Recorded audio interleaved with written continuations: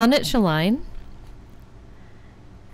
I am Vickie Perez-Segovia. And I'm Jessica Bishop. And you're listening to Through Dangers Untold, a monthly art podcast about traversing the precarious gap between art school and a professional, sustainable art career. And what are we working on this week, Vickie? This week I'm actually a little behind on a project, but I am working on character designs for a comic that I hope to try to start inking for Inktober. Even if I don't have all the pages penciled, I want to at least work on some of the inking for that month.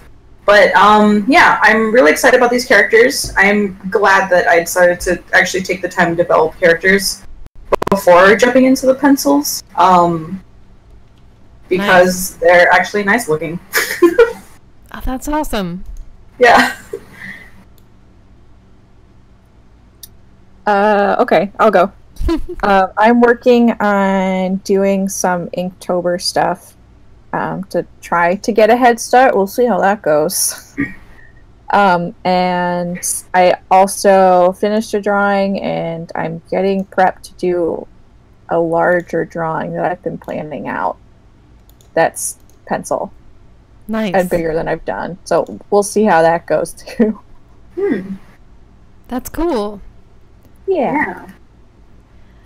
I finished up Smoggist, which Yay! I had a blast doing. I enjoyed it so much. Good. It was so fun. And I'm still slogging away at my June piece. But it's now in June autumn piece. That's totally fine. But it's good. It's good. It's good. I'm working on that. I haven't done a lot of background, so it's really interesting. Trying to apply kind of what I've learned. So I'm working on that little by little. And yeah, that's mostly it right now. Awesome. Yeah. So yeah, let's jump into our topic. And we're sorry we're a little late. We had a couple of technical difficulties today. But I feel like we have a really interesting topic tonight. We've been doing the podcast for about a year, or a year last time. And and we missed you, Vickie. I know, I'm so sad I missed our anniversary. It's okay. But we're so glad you're here with us now. And, and we wanted to talk about the most important thing that we've learned since art school. And I figured each of us could have something, and we could just talk about that. So Yes. Yeah.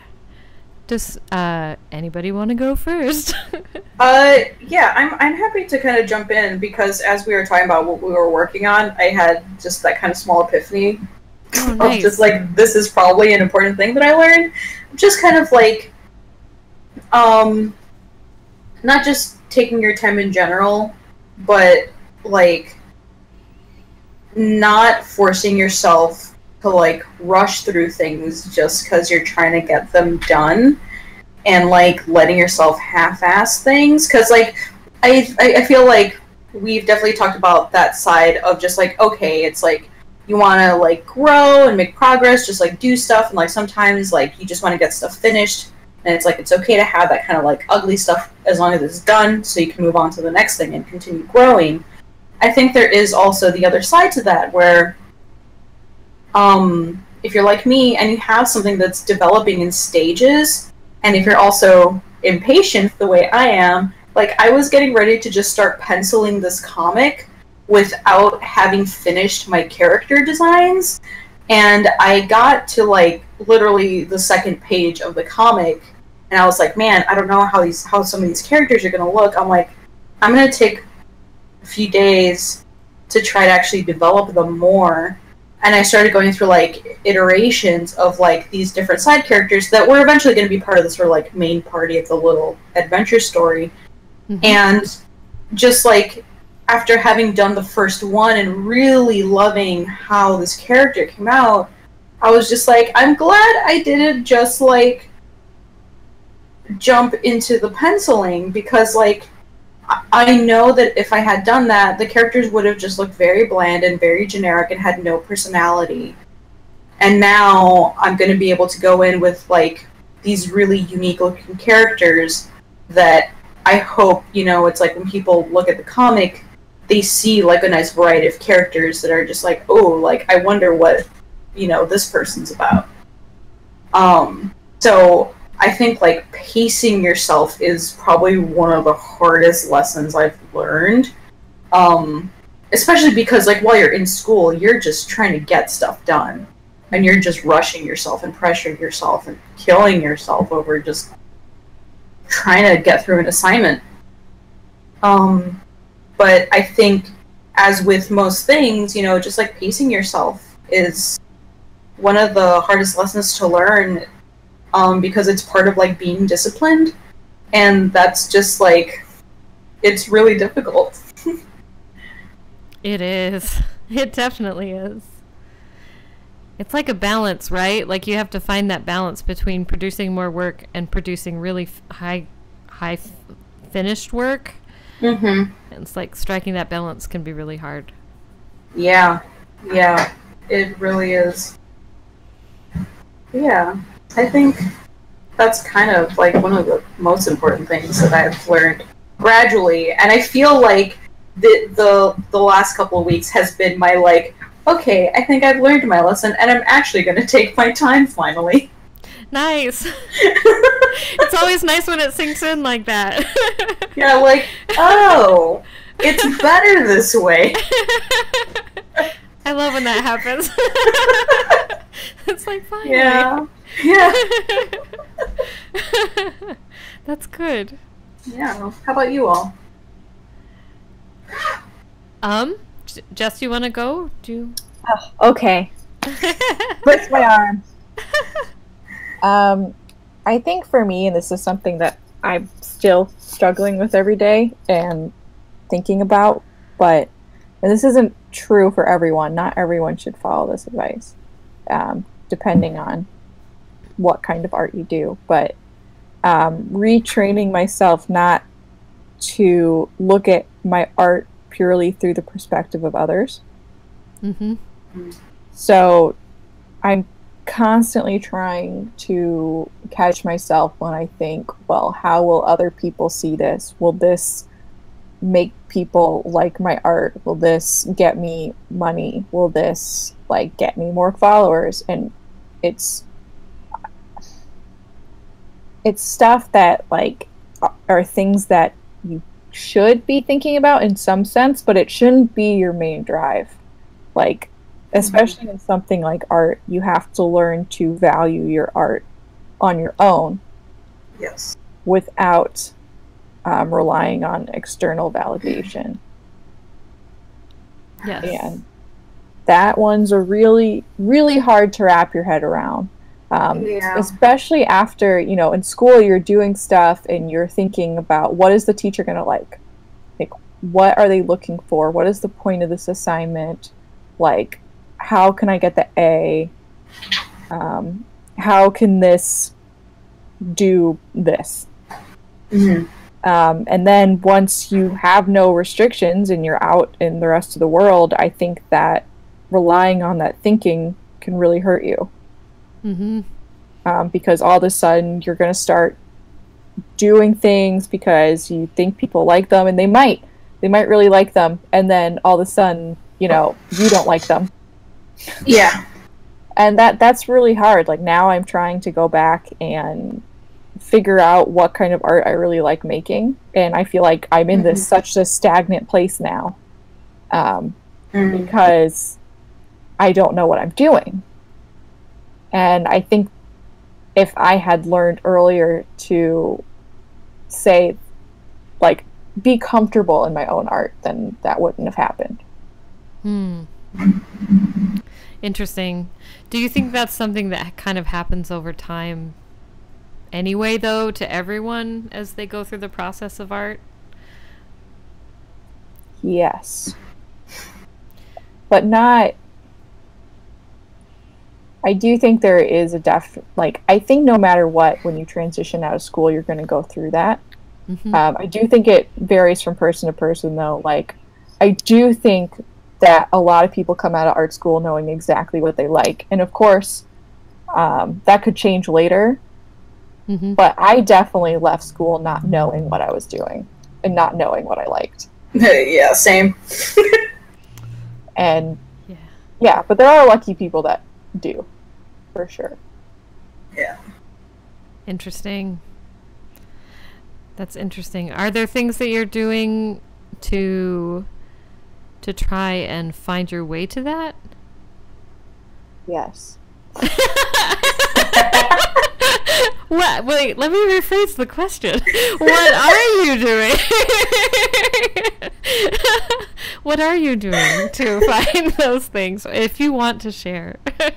Yeah, I mean, once again, I don't know how great my advice is on this subject, but a lot of the things I do, I would like consume myself in looking at other people's art.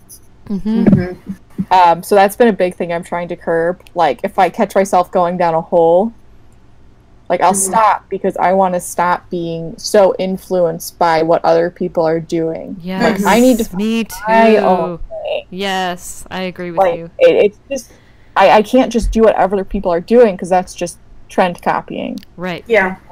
And you don't want to do that. You need to find something that you're going to be able to survive on for a while.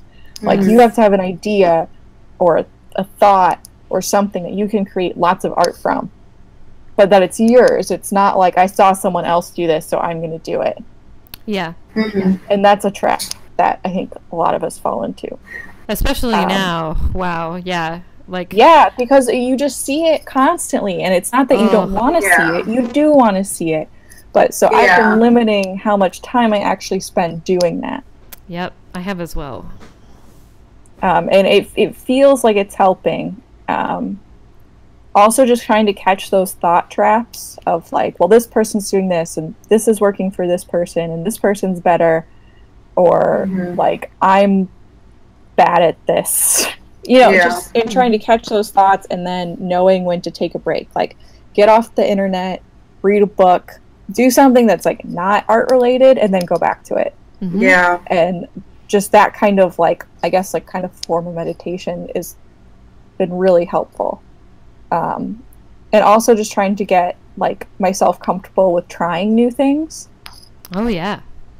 Like, that's really hard. Mm-hmm. But like, I'm not going to get better at something if I don't try. Mm-hmm. Yeah. Or know if I like it if I don't try. Exactly. But yeah, the big one for me is definitely like trying to like listen to myself instead of listening to what I see on social media. Mm-hmm. Or like getting jealous of other people being more successful and like being like, well, I should do that. And like, no, you need to listen to yourself and figure out like what processes or making what, like, or what topics make you happy. Right. Because then it's going to be so much easier. Yes. For sure. And it's hard to trust that, right? Because especially when we're all in the stage of looking for work, and we're all in the stage of looking for money for our work. That money. Right? That money. So that, like, I think that adds pressure to that, like you were saying, definitely. Jess. And that's why I said, like, this isn't great advice for everyone. Because if money is your main priority and you really need money, like, you probably don't have time to be doing that. You probably need to figure out what's going to get you money. Mm-hmm. And that's a reality. It is, though. I think you're right in saying that it's going to be more sustainable if, in the long run, if you find what's yours and make that, although that's a longer game, right? Like, And it's a luxury to play the long game. It is a lottery. It's all a lottery. No, a luxury. It's a lottery too, and like both, a privilege. Both, absolutely, is, both. Yeah, I'd say both. A lottery and a luxury, and a lot of stress. Yes. Mm-hmm. Yeah. Yep. Interesting. Yeah. Actually, Basically, it's really hard no matter what. Oh, that's the truth. Yes. Hey, Vickie, I wanted to circle back to you because we didn't really ask this question, but I wanted to know from you, too. Like, are there things that are helping you? I know you're saying that this is kind of a new thing, but are there things that are helping you be able to put more time into your work? So, yes, I would say this is kind of another thing that is definitely a luxury, and it is being able to address my mental health. Oh, yes. I'm like, amen! Preach! Because I know a lot of people, especially a lot of, like, creative professionals, it's like we can't necessarily afford to actually do anything about our mental health because we're just trying to survive. Yep.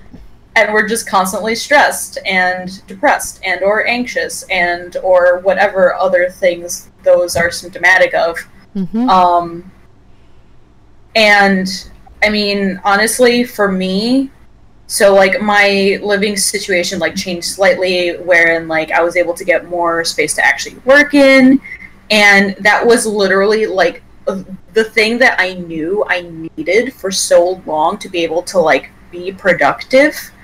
And once it happened, it wasn't even like, okay, great, now we can start doing stuff. It was like a massive weight being lifted because it was like I didn't realize how much a lack of workspace was weighing down on me and my productivity.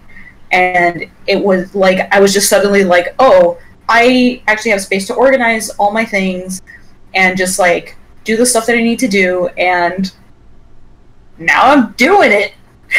Yay! And so like it was just like really weird kind of like coming out from something like that I'd been experiencing for years.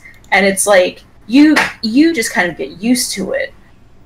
And like especially when you're in an environment where you're just so used to just like going back and forth, like art school, it's like you're just used to coming and going and then just like going through the motions of just like trying to get stuff done. It's like you don't even like give yourself the time of day of like, how am I actually feeling about this? How is this making me feel? Because you're just too busy being stressed. Mm-hmm. And it just weighs on you so much. So I think, I mean, I know we've like talked about mental health a lot, I think, on this podcast overall, but it is such an important thing when it comes to productivity, because I think one of the sort of like myths about artists that needs to be dispelled is about the whole like archetype of like, oh, moody creative, and it's like you're the like tortured artist and whatever, and it's like, how else are you going to create? But it's like, no, it's like we're people that need to be productive and that need to function properly as humans to be able to make stuff. Yes, exactly. The secret is we make more art when we're not miserable. Yes. Yeah. Yes. Like, that was seriously my other thing I was thinking of doing besides the one I'm doing tonight. So sorry if I'm leapfrogging on here, but like, yeah, number one, and it drives me nuts. It makes me really frustrated because I've had a lot of people in my life who've suffered from mental illness, and myself included, right? I'm in that boat. But like, it makes me really frustrated that so many of us suffer, and this idea is just encouraged because of that crappy idea about suffering. But at the same time, I've seen so many artists not do work because they are suffering. Yeah. And it's just like, no, number one, first things first, take care of your health and your mental health, or else you're not going to get the art done. It's just not going to happen. Yeah. So, I mean, it can, but it happens under duress, and it happens for only so long before you collapse. Yeah, and I think one thing that people don't realize, I think it's just people that like don't understand how art works in general, especially as a business, is that like there's a difference between making art as a therapeutic activity versus making art because you're trying to make a living. Yes. And like people don't realize that like there's different types of making art. Yes. That's so true. Yes.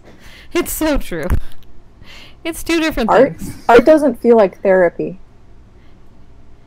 Like when I do it, like I don't feel better. Yeah.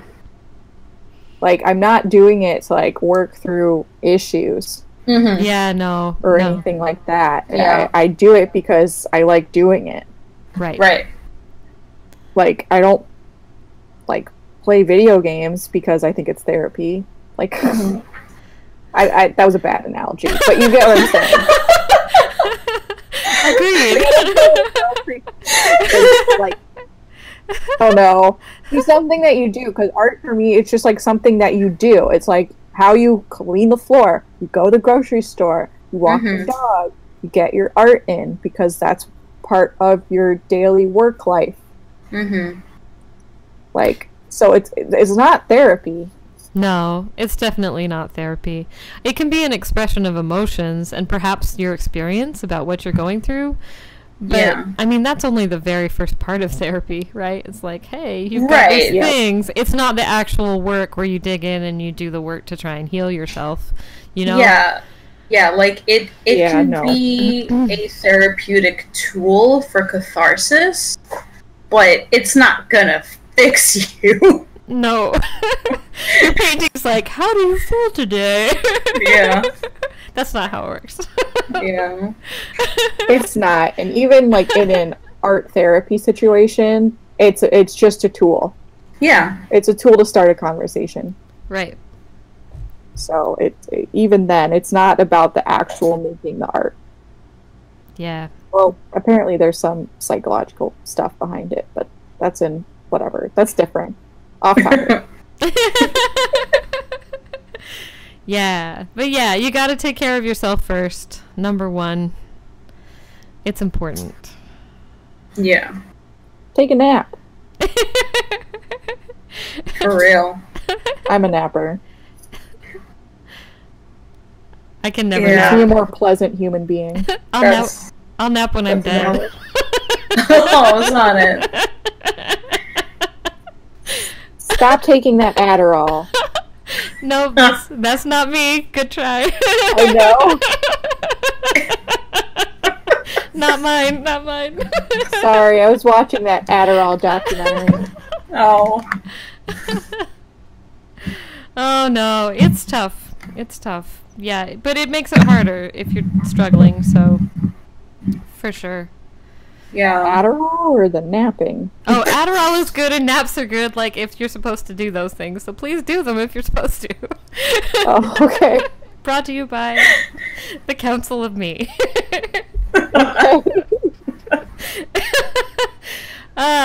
Anyway. Back to the topic. Yeah, I was gonna say, before we get too off track on it. Sorry. It's my fault. No. What would you say is your answer to our prompt of the day? What do you think is the most important thing you've learned? Well, okay, so this is something I'm really annoyed about and angry about right now. Oh. Not angry, but like frustrated. Maybe I should say that. Frustrated because, okay, my thing is that the most important thing I have learned is that this takes money to do. Yeah. Yes. And I feel kind of stupid that I didn't realize that. I think I heard it, and it just went out the other ear, and I didn't really think about the whole, how much this meant. But honestly, it's everything. Yeah. It really is. Yeah. I think there was this impression in school and about that you had at least a tiny possibility, maybe if you were lucky, to get a job straight out of school. I wasn't expecting it, but there was also this looking down upon of getting a job, and that is what makes me frustrated because there was this looking down upon getting a retail gig or getting whatever gig you can Working get. at the Gap. I don't want to say that. I don't want to say that, but like, thanks, Jess. I don't want to say that, but like, just there was kind of this looking down upon on that, and I think that's really detrimental because, and I know that there's a lot of pressure at school. There's a lot of pressure for scholarships and for government loans and things where they feel like they have to create a product, and that is the school is the product, and it has to have an outcome so that it shows up on audits for government money that people will get hired. Yes. So they kind of have to lie about it, or not lie, but like not necessarily tell the whole story about how this works. Yeah, just kind of skewing it. I don't want to say lie, but yeah, because I don't know if that's like exactly it. I think as much as like it's part of it because it's how the school runs. It's how they get money. I guess, yeah. I mean, you're not wrong, but I also think that like teachers say things like that because they're trying to. Like, I don't know, like, I had this experience with multiple teachers where they would tell you, like, don't take a retail job, or in video games, they would talk about don't take a QA job, quality assurance job, because they'd say you'd get trapped, quote unquote. And that was their big thing, is because they would see it over and over where people would go to school for one thing, and then they would start doing something else and never go back. Yeah. But I mean, I think that's true though. That happens a lot, and I think sometimes it happens because those people like what they were doing more. Like it's possible to like doing retail or business more. But I think also it's just kind of like, I don't know, like an internalized fear that like people won't follow their dreams. Maybe that makes sense. Yeah. All of those points make sense, and I'm trying to look for a small piece of paper to write down things that I want to say because thoughts are piling up in my brain. So on the whole point of just kind of like, let's call it quote unquote like retail shaming, there is that sort of like notion that like, oh, you should be looking for something better and blah blah blah, and it is, you know, like a very like cultural thing of like, oh, you don't want to be stuck at a retail job or whatever, and I understand. I mean, so right now I'm working in retail, but I work at a small business, and I know it's a very different experience from working retail for like a corporation. Like, I know I'm not dealing with, like, all the BS that, like, my friends who have worked in department stores are dealing with, or friends that are working at grocery stores that are dealing with. But it's also not a thing to be like, oh, you're never going to get out of it. Yeah. Yeah, because, yeah. It's very, like, based on the individual and, like, what you're dealing with. And the other big thing that I wanted to mention is that, like, not to, I guess, go on too crazy of an angry tangent, is that, like, so many of the people that I find that are saying these things of just, like, oh, like, try to look for, you know, an actual art job and blah, blah, blah. A lot of those people have a certain level of privilege that a lot of art students don't have. Yes. And they have experiences of just like, oh, well, like, when I was, you know, in art school doing this, I was able to do, you know, like, A, B, and C things. And it's like, okay, great, but it's just like, I'm not you. And it's like, this is also a different time, in a different economy. Yep. And it's just like, I literally can't do the things that you did. Yep. Because, one, things cost more, and people don't see me the way you were seen. Right. Very true. Yeah, I think that's one of the most frustrating things. And then there is also a larger conversation that you are kind of like touching on Jess about like some people end up just like finding work that they kind of like better than what they thought they were looking for. And this was actually a conversation that I know my husband has had with his peers, because he's currently studying programming, and a friend of his who also studied programming for games. He hasn't like worked in that field. Like, he just did programming for, I think, like a healthcare company or like a clinic or something. Mm-hmm.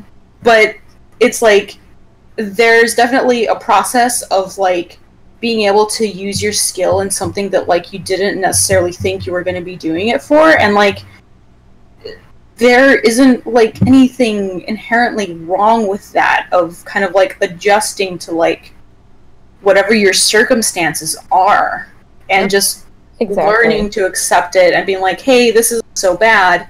You know, it doesn't mean that I'm going to lose my dream of, you know, working in games, working in art, working in comics forever, you know. No, it's not what it means at all. I get mad about that. Yeah. Especially with like games and quality assurance. I'm like, it's a good, like, it's a valuable part of the game making process. Mm-hmm. Like, two, like, it's a way to get you to meet people. It's a way to learn something new. And like, I do think one of the things, and like, I think maybe they told us this like once or twice in school, like, take jobs that, even if they aren't what you want, are similar or overlap a little bit. Like, and that's how they should always phrase it, in my opinion. Yeah. I think so. Okay, so the other point that I just wanted to get to as well is that like in schools, and not even in schools, like I've seen this in like workshops for like art professionals trying to, you know, get out there and get work, is that there's so much emphasis on like, this is the point that you need to be at, you know, it's like, this is where you need to get to, and there isn't as much discussion over like, it's okay if you're not there yet. Right. There's just so much pressure of just like, oh, well, if you want to do this, and you got to do all these things, and you're just kind of sitting there like, okay, but when am I even going to have time? And then people kind of try to like guilt you into being like, oh, well, if you're not making time, then you must not want it enough. But it's just like, okay, but like I literally have to work, you know, a full-time shift or like double shifts just to survive. Right. You know? And it's just like, I only have 4 hours left in each of my days to do anything. Right. Yeah, that I have a problem with too, because everybody's circumstances are different. you know? Everybody's circumstances are different. Everybody's time that they have available is different, and it's just, yeah, I get very frustrated with that pressure, and I put that pressure on myself too, you know, but yeah, I'm trying to ease off on it because it's super toxic. Same, and I mean, this is gonna have a different feeling for each of us because we are like fairly different ages, but I know a lot of people in their like 20s and like early 30s right now are very sort of like, oh, well, like if I'm not at this point by like age 26 or by the time I'm 30 or by the time I'm 35, well, then I need to look for something else. And it's just like, you don't have to. You really don't have to. It's like, people live for so long. Yeah, you can be working on this the rest of your life. It's really okay. Exactly. Wow. Like, you don't have to call it quits before you're, you know, in the prime of your life. No, wow. That's so much pressure. It really is. And, like, I see people doing it all the time, and, I mean, again, it does tie back to, like, money being such a big necessity, and just, like, again, you know, crippling economy, but, like, like, people who are in their 20s, it's like, we're dealing with so much pressure of just like, oh, you need to survive and you need to do this thing perfectly, otherwise you're screwed and you're probably just gonna die, is how I feel like things are phrased to young people. And it's just like, that's just not the case. It's like, it's okay if you're struggling, and, you know, it's like, if you can, find a support system, find something that's going to help you get through it, and it's like, you'll figure out a way out, because you know yourself, and you know what's going to work for you, and you'll figure that out as you kind of, like, experience whatever hardships, whatever, you know, crappy job you're in right now. And it's just like, it's not so much of like, you'll force yourself to do this thing because you care about it so much. It's more like, if you care about this thing, it will always be there for you. Yes. If you care about making art, you can always go back to it. You can always go back and like practice that skill again and get back to that point. Because it's like, I mean, hopefully, you know, nothing drastic will happen to people. I mean, obviously tragedies and illness happens all the time, but it's just like, you can't expect that you're gonna die tomorrow constantly just to put pressure on yourself to do things. Yeah. Yeah, that's not helpful. Yeah. I feel like I was having a hard time making sense with everything I just said. I hope that made sense. It did make sense. Okay. It totally made sense. Okay. Yeah, that's not helpful. Yeah.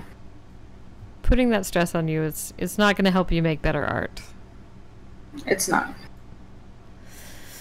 It's hard though. I mean, yeah. It's hard. There's a lot of pressure. There's pressure on everybody. We put pressure on ourselves. It's hard. Yeah. But yeah, I don't think people should be ashamed if they have to work to make this work, and if they're not working in an art-related job, because honestly, it takes a really long time for this to work. I mean, it depends on what type of illustration you're doing. If you're doing more modern illustration, then there's more opportunities out there. If you're doing more genre illustration, it's a little more selective, and Jess and I talked about this last episode. It's a little more hard. It's harder to get in, and it's a long game. So you have time. You have time to figure out what you like. You have time to figure out what you want to do. You have time to hone your skills. But in that time, you still have to pay the bills. Oh, I rhymed. I made a poem.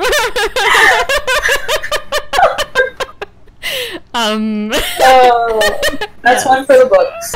There you go. Yeah, so you still have to pay the bills. You still have to fund your art. And if you were running your art business like a small business, then you need money for that small business. And this is what I'm so frustrated with right now. Because I think... Oh, go ahead. Sorry, go ahead. No, you go ahead, Jess. Go. No, I was just going to agree with you. Like, getting a job, no matter what it is, will help your art career, because like the stuff that you need to do to get your art out there is going to cost money. Yeah. Like, I was looking to apply just to get into the jurying process of something today. And I was like, this is going to cost me probably at least $30. Yeah. Yep. And it's no guarantee that you'll even get shown. Yep. So it's like, you need the money. Yeah. I've honestly, we were pushed to do these things so much, like enter contests, you know, do stuff for exposure, so much like as students, and it's like we're only 2 years, or I'm only 2 years out of school, and I'm just like, screw that. Well, like, you bleed money that way. Yeah, like I can't afford to be paying between $25 to $100 just for someone to look at my stuff. Yes. Yes. I mean, if you really add up the total cost of everything you're doing to show your art, it gets really expensive. Like really websites, fast. Really fast. Yeah. Yeah. It's Yeah. You have websites, you have registration fees, you have tabling fees, you have inventory, you have packaging for that inventory, you have postcards, taxes, you have mailing supplies and shipping supplies and fees, you have art supplies, yep, you have software, you have time tracking software if you're doing that, you have invoicing, you have accounting, like you have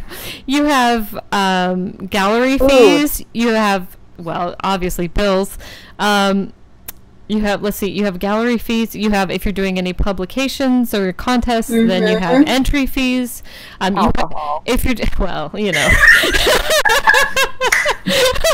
you have the alcohol tax. You got depressed from everything you just listed. Or the coffee tax. Just food, alcohol. You have travel and hotel for if you're doing conventions, like gas, right, insurance, like okay, it adds up super fast. And if you are not selling to the point that you're making back your travel expenses, because you're not going to be, let's be honest, you're not going to be. You're starting out. You don't know how to do it yet. And that's like you're just money. You're just hoping that someone is going to notice you in a sea of artists. Yeah. You're still learning how to do this, and your work is still developing, and you're still figuring out even who your audience is, and where you need to be, and what your art needs to look like, and how it needs to be set up. You're just learning all of that, and that's okay. There's nothing wrong with that, but it's expensive. It's an expensive learning process to do that. Yeah, it really is. And one of the thing I'm about to say reminded me that I never finished my series of blog posts about GDC.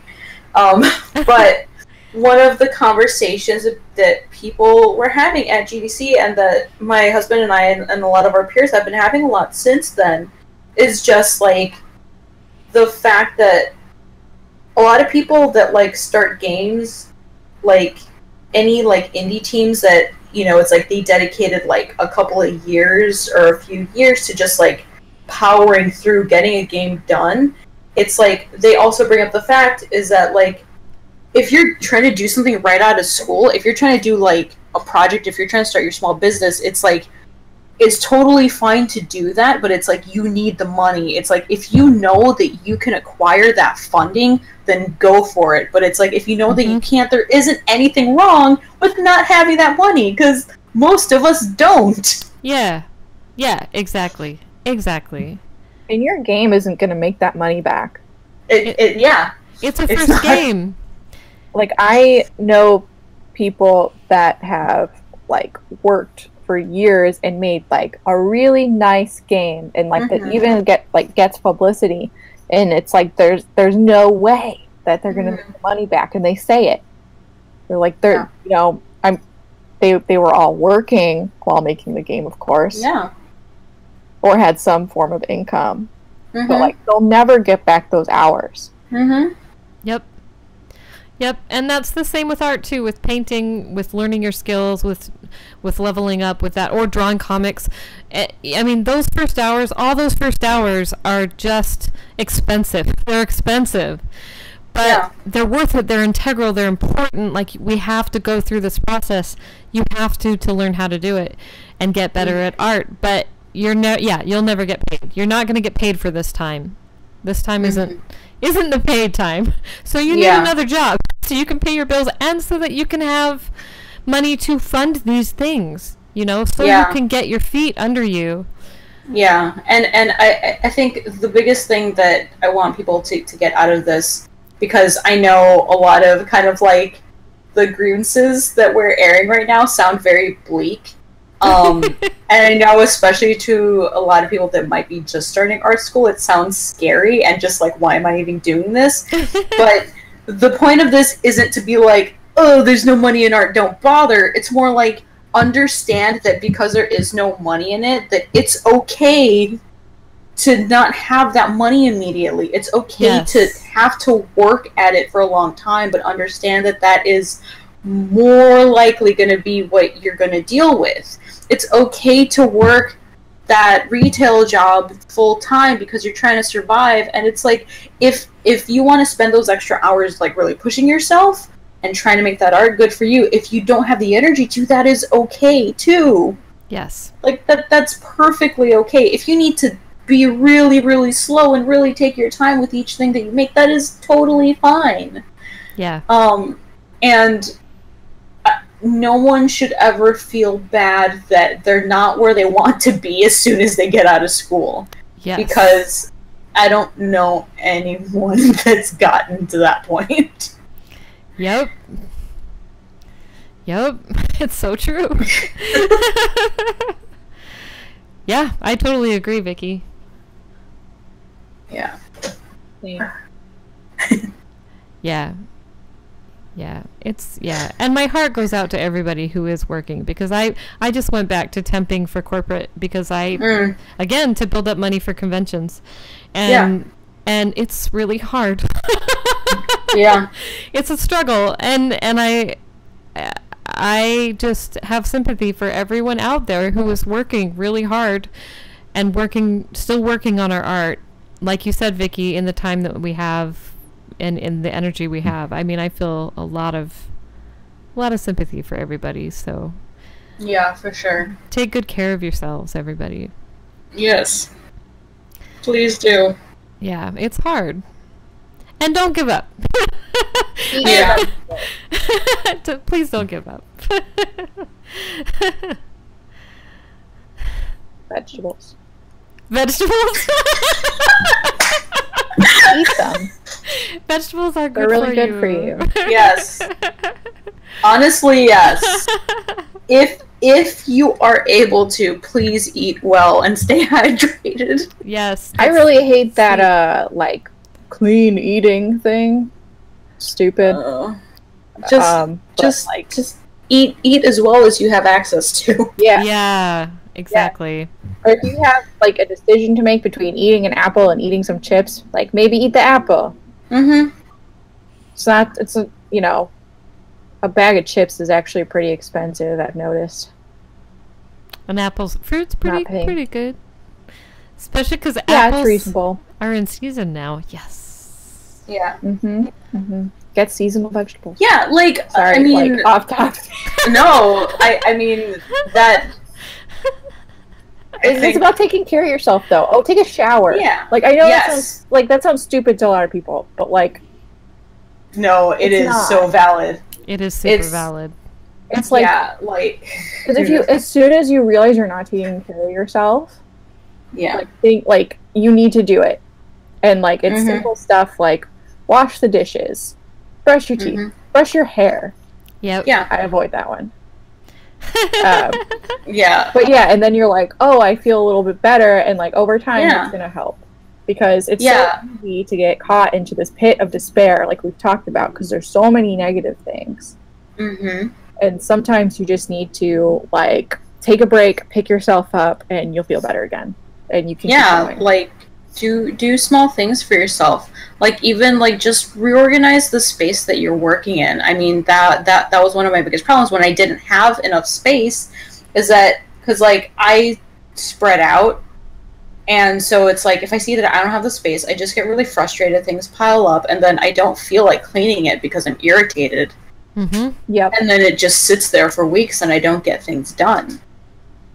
And I think it's also important to kind of just like know what you need while you're working, so that you don't, like, if you have like a really restricted space, you know, you're not kind of like swallowing it with things you don't need.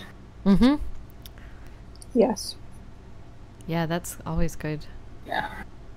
Don't be a hoarder like me. It's easy to hoard art stuff. It is. Yep. It really is. It's so I went to the art store on Sunday. Oh no.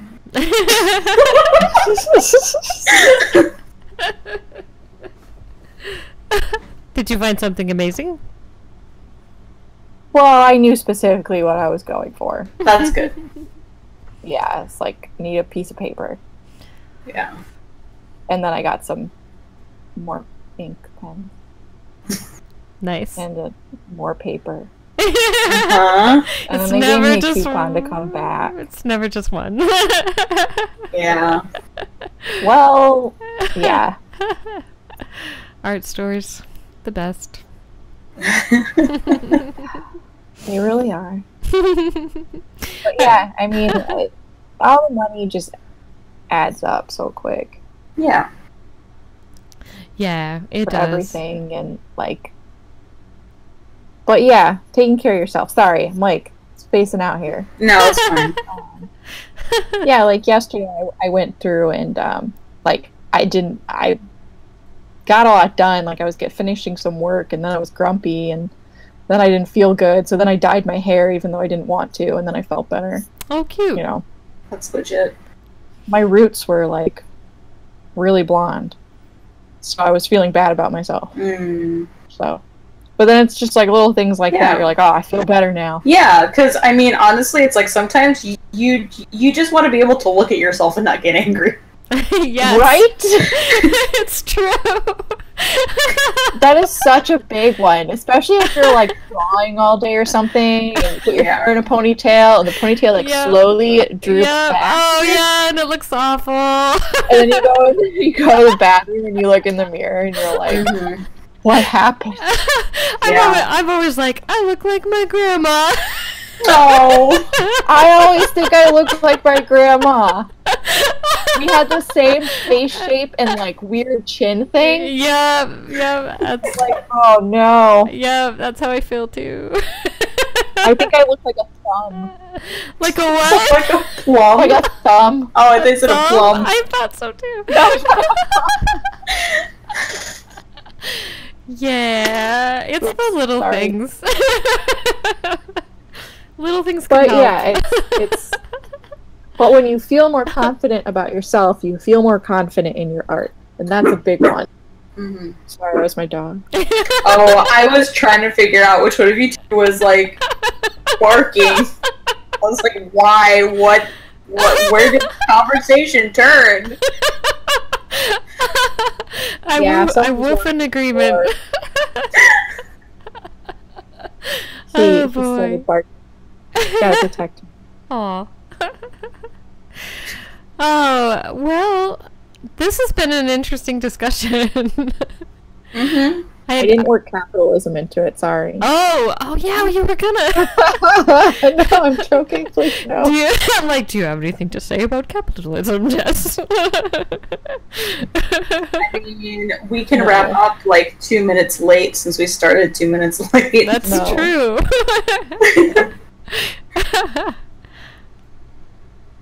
I went from reading Atlas Shrugged just because I wanted the experience of reading it. To now I'm reading A People's History of the United States. It's very drastically different. Yeah, I've been like, so I always want to be able to have like the right context for like discussions and stuff, you know, with like a lot of like Ayn Rand's junk, and I'm just like, ugh, can't deal with it. But I'm just like, but I haven't read it, so I'm not like familiar enough to like, you know, say stuff about it. Yeah, and well, let me tell you, it was a commitment. I'm sure. That book is huge, and most of it is just fluff. Oh God. Yeah, like I have a hard time just reading the stuff that I want to read, and I'm just like, how am I going to read something purely out of spite? I will say there were some promises of good things in that book. Yeah. But then they were kind of disappointing. But, I mean, for the time it was written, just the fact that, like, it was still kind of sexist, but just the fact that a woman wrote about a woman was really powerful, kind of cool. Yeah. For the 50s. I mean, now you read it and you're like, no. Right. But in context of the time, it's kind of Yeah, my reading of that is playing Bioshock. Bioshock was more of a reaction to Atlas Shrugged. Yep, and that's all I need. It's a reaction. I like that. Yeah, I'm trying to remember where it was. I don't know if it was like on a stream or some conversation that I saw somewhere online about just like Bioshock, and like it's one of those, or it was probably on a different podcast, honestly.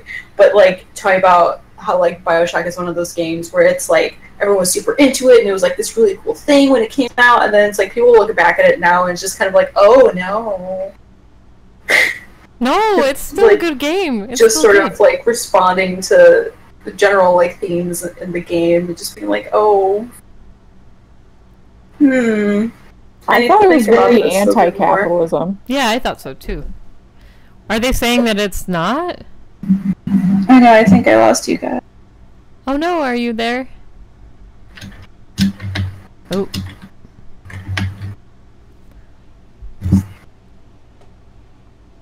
Oh no!